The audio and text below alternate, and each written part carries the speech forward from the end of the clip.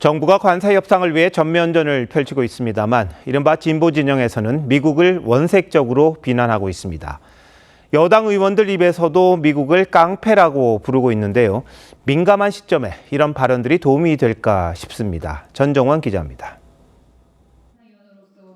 민주당과 진보당, 시민단체들이 관세 협상과 관련해 공동 주최한 국회 토론회는 미국 성토장이 됐습니다.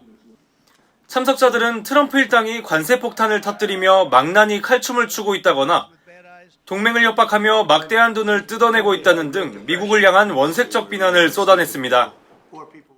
트럼프 미국 대통령은 대한민국의 주권을 짓밟으며 미국 우선주의를 위한 위협과 흥정의 대상으로 삼고 있습니다.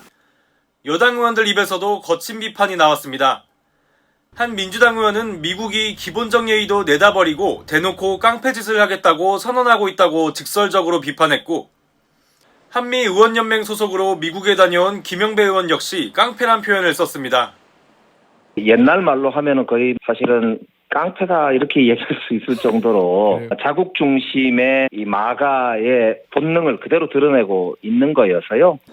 이를 두고 반미 친중 아니냐는 지적에 민주당은 얼토당토하는 정치 공세라고 일축했지만 협상 시한이 임박하면서 여당 내 반미 성향 발언이 더 커질 가능성도 있습니다.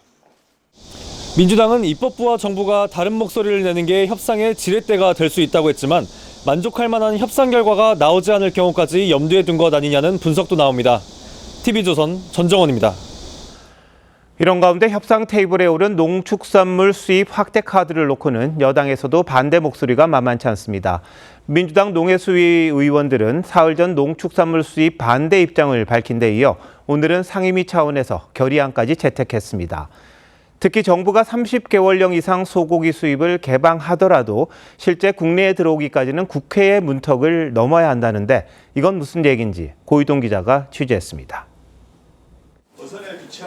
과잉 생산된 쌀을 정부가 의무적으로 매입하도록 하는 양곡관리법 등이 국회 농해수위를 통과했습니다. 가결되었음을 선포합니다. 여야 농해수위 의원들은 곧바로 한미 통상협상에서 농축산업 피해를 막아야 한다는 결의안을 채택했습니다. 농산물이나 축산물을 매개로 해서 양보하거나 이런 내용은 자제될 필요가 있다.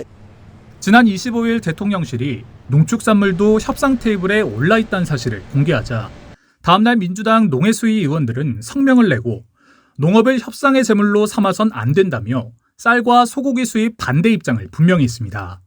당정이 농축산물 개방을 두고 엇갈린 반응을 보인 셈입니다. 특히 30개월령 이상 소고기 수입은 국회 심의를 거쳐야 하는데 협상 결과에 따라 민주당 의원들이 상당히 난감한 상황에 놓일 수 있다는 관측이 나옵니다.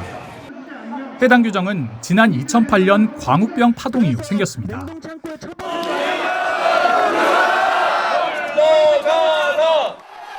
당시 야당이었던 지금의 여권이 17년 전 광우병 괴담 확산을 활용한 게 스스로 운신의 폭을 좁히는 결과로 이어졌다는 지적이 나옵니다.